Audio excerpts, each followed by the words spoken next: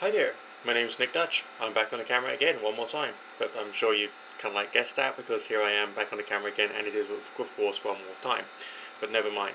The comment today is about women in forms of spiritualism, occultism, magic, and all the rest of that kind of cool stuff. This is not a comment section rant. This is a comment section my take upon type thing.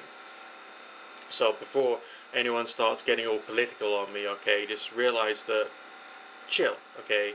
This is conversation. This is us both trying to understand a situation through bouncing different ideas around, and I'm just going to give you mine, which are my ideas at the moment. I mean, in like 5 days' time or 5 months' time, when you may have only just discovered this video, my point of view may of course be completely different. Okay, there's some things on my channel where my points of view have stayed totally constant over 3 years. But there's some things in which I have developed, grown, and changed.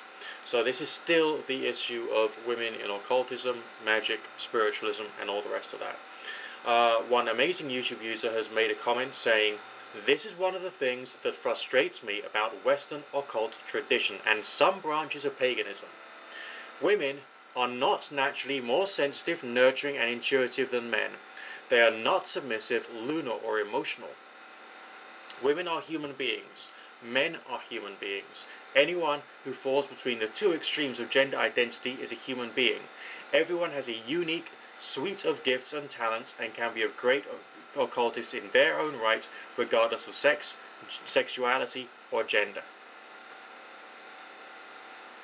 Yeah, I think that is an important thing to say. I mean, within the various movements of paganism, occultism, and all that kind of cool stuff, it's different horses for different courses.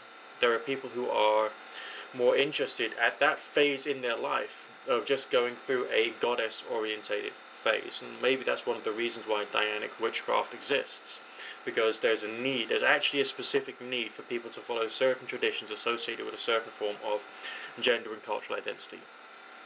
There is, of course, monotheistic Wicca, or monotheistic witchcraft, you might say, which is very Diana orientated and basically excludes all other forms of deity concept, which is of course quite fascinating, really.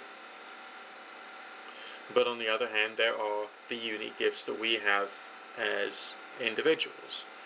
There was a news article or a news item I watched at one time, and this was about road rage, suggesting that, proving conclusively as a result of statistics that men get road rage more than women.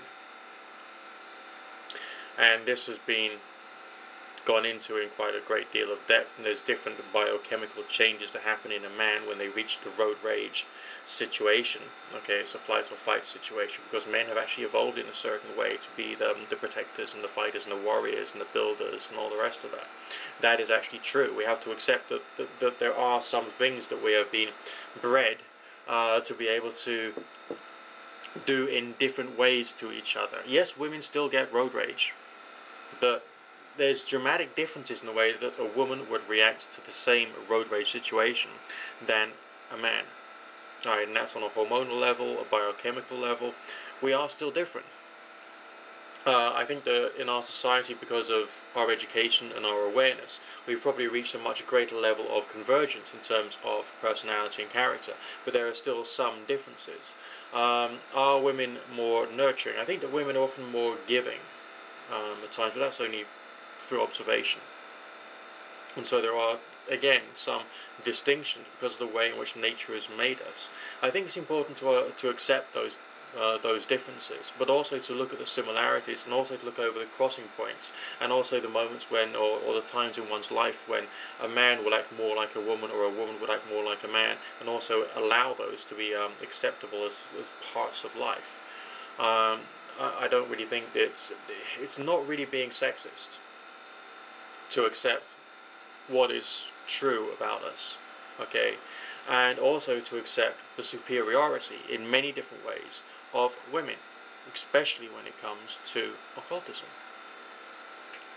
Yes, we will have to be able to work out where our talents lie, no matter what they are, okay, and where our skill and our personalities lie. But because of the larger percentage of my clients who seem to show more sensitivity, this particular group happens to be mainly the women. It usually does. I mean, I've had clients from North Atlantic to the South Pacific. Literally, I mean, there are men who talk a lot about changes in their spirituality and their spiritual development and spiritual awareness. A lot, yeah.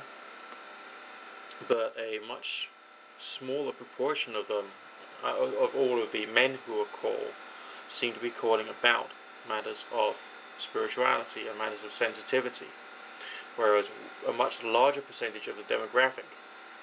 Okay, so let's say you got, let's say 50 men courting me or 50 women courting me. There will be a much higher number of women than there would be men who will be asking about certain specific things. This, I think, is interesting, because I believe that, I actually do believe that women are more sensitive than men. I think that men look at the world and want to try and create change. Women also want change, but they're also more receptive to other people's expressions. And so they do have, in my humble estimation, more of a predisposition to give more to psychic development type subjects. Okay? And that will go contrary to the zeitgeist. Okay, I think that women are in some way superior to men. Yeah, accept it.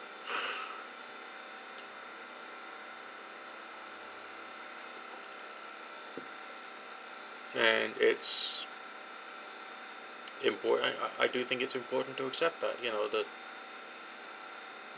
I think that men have to learn more about how to be sensitive.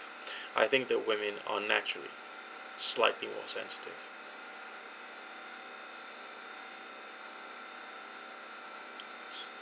That's where I'm coming from. Yeah, I think that women are superior to men when it comes to the psychic world.